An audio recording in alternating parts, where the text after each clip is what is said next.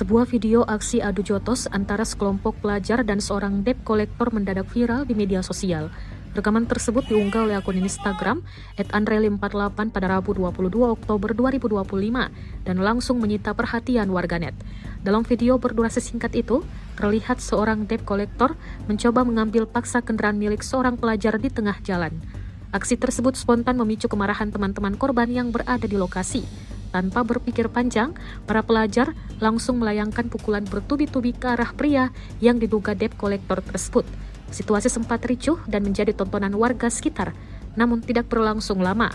Kedua belah pihak kemudian meninggalkan lokasi setelah sempat saling dorong dan pukul.